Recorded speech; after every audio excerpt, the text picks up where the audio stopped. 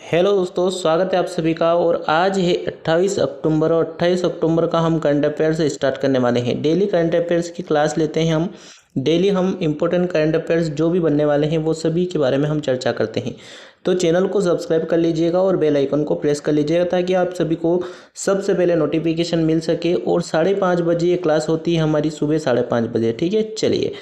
केंद्र सरकार ने किस राज्य में जमरानी बांध परियोजना को मंजूरी दे दी है? तो ये उत्तराखंड में दी गई है। इसके बारे में देखते हैं हम। केंद्र सरकार ने उत्तराखंड में जमरानी बांध परियोजना को मंजूरी दे दी। उत्तराखंड के नैनीताल जिले में रामगंगा नदी की सहायक नदी गोला नदी पर जमरानी गांव के पास एक बांध के निर्माण की परिकल्पना की गई है। ठीक है, यह परियोजना उत्तराखंड के साथ में उत्तर प्रदेश के कई जिलों में सिंचाई, बिजली और पेयजल की सुविधा उपलब्ध कराएगी।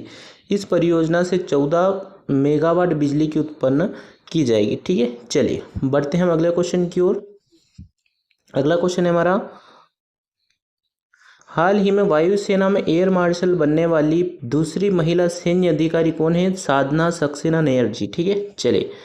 भारतीय वायुसेना की वरिष्ठ अधिकारी Sadhana Saxena Nair air marshal rank तक पहुंचने वाली वायुसेना की दूसरी महिला अधिकारी बन गई हैं। ठीक है, देश में एयर मार्शल रैंक पर नियुक्त होने वाली प्रथम महिला कौन थी? पद्मा बंदोपाध्याय। ठीक है, ये ध्यान में रखना क्योंकि इस क्वेश्चन से रिलेट करके प्रथम महिला पूछेगा। ठीक है, कि एयर मार्शल की रैंक पर नियुक्त होने वाली प्रथम महिला अधिकारी कौन थी? तो पद्मा बंदोपाध्याय, ध्यान में रखना। ठीक है, भारतीय वायुसेना की स्थापना 8 अक्टूबर 1932 को हुई। मुख्यालय दिल्ली और अध्यक्ष विवेक राम चौधरी जी हैं। ठीक है, चलिए बढ़ते हैं हम अगले क्वेश्चन की ओर।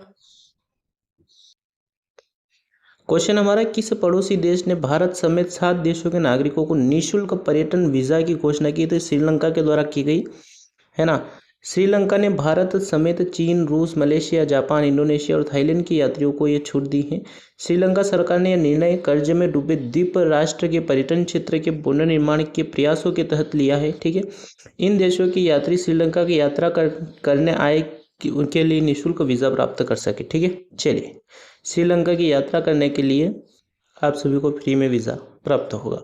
अगला क्वेश्चन है, वनडे क्रिकेट में सबसे तेज 2000 रन बनाने का रिकॉर्ड किसने बनाया? तो शुभमन गिल ने बनाया है। ठीक है, सलामी बल्लेबाज शुभमन गिल 22 अक्टूबर को न्यूजीलैंड के खिलाफ विश्व कप मैच के दौरान वनडे क्रिकेट में सबसे तेज यानी कि 2000 रन तक पहुंचे और वह इतने रन मात्र 38 इनिंग में बनाए हैं। 38 इनिंग में बनाए गए। ठीक है, चलिए अगले क्वेश्चन की ओर बढ़ते हैं। अगला क्वेश्चन है साथियों हमारा, हाल ही में विश्व कप में सबसे तेज शतक बनाने का रिकॉर्ड किसने बनाया? तो ये ग्लेन मैक्सवेल ने बनाया है। ऑस्ट्रेलिया ऑलराउंडर ग्लेन मैक्सवेल ने विश्व कप में सबसे तेज शतक बनाने का रिकॉर्ड बनाया है। ग्लेन मैक्सवेल ने सिर्फ 40 गेंदों में 100 रन बनाकर वनडे वर्ल्ड कप इतिहास का सबसे तेज शतक लगा लिया है। ठीक है, चलिए बढ़ते हैं आगे। अगला क्वेश्चन देखते हैं।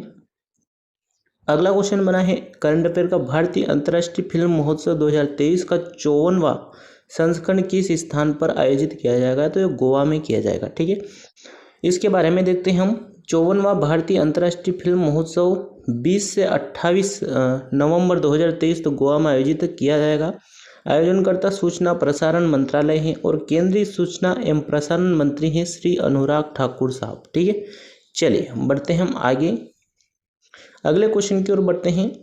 सखारोव पुरस्कार 2023 की विजेता का नाम बताइए? तो जीना महिसा अमीनी, ये हैं सखारोव पुरस्कार के विजेता। ठीक है, यूरोपीय संसद के अध्यक्ष रॉबर्ट मेत्सोला ने इस अवार्ड के विजेता की घोषणा की है। ठीक है, चलिए आगे बढ़ते हैं अगले क्वेश्चन की ओर।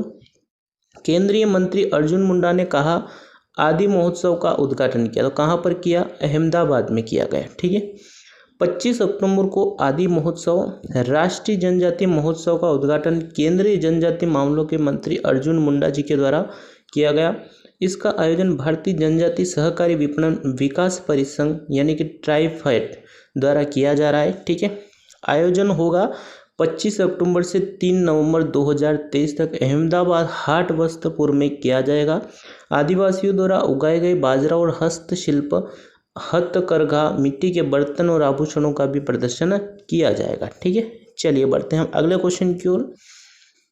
अगला क्वेश्चन है हमारा, हाल ही में वनडे वर्ल्ड कप में 2 बार 5 विकेट हासिल करने वाले पहले भारतीय गेंदबाज कौन बने हैं? तो ये मोहम्मद शमी बने हैं, है ना। Mohammed Shami one day world cup में 2 बार 5 विकेट हासिल करने वाले पहले भारतीय बॉलर हैं।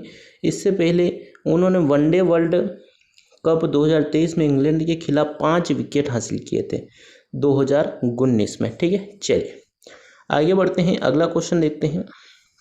जम्मू कश्मीर का भारत संघ में 76वां विलय दिवस कब मनाया गया? तो ये अभी मनाया गया 26 अक्टूबर को।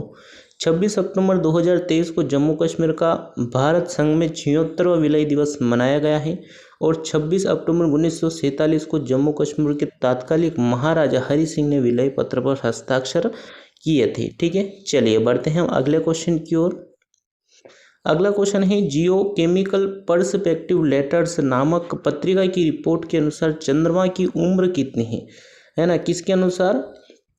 जियो केमिकल पर्सपेक्टिव लेटर्स ने अभी हाल ही में जारी की है सूचना। उसके अनुसार चंद्रमा की उम्र है 4.46 अरब साल। ठीक है, यानी कि 4.46 अरब साल तक है। ठीक है, 11 दिसंबर 1972 को एस्ट्रोनॉट यूनिस सेनर्स और हेरिनस स्मिथ ने चांद की सतह से 110.4 किलोग्राम मिट्टी और चट्टानों के सैंपल लिए थे। ठीक है, उसके बाद क्या किया गया? जियो केमिकल पर्सपेक्टिव लेटर्स ने अपोलो 17 द्वारा लाई गई चांद की मिट्टी का अध्ययन किया, है ना।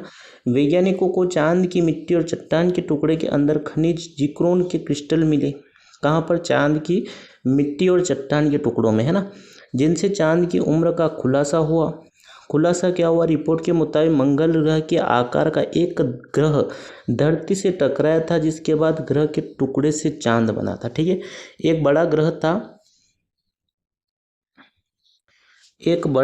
था, है ना, वो जो आकर के पृथ्वी से टकराया था। किससे टकराया था? पृथ्वी से टकराया था। तो एक और छोटा पत्थर निकला था, उसको हम हमारा चांद बोलते हैं, चांद बना था उसके बाद। ठीक है, मंगल ग्रह के आकार का था एक पत्थर, वो पृथ्वी पर आकर टकराया था।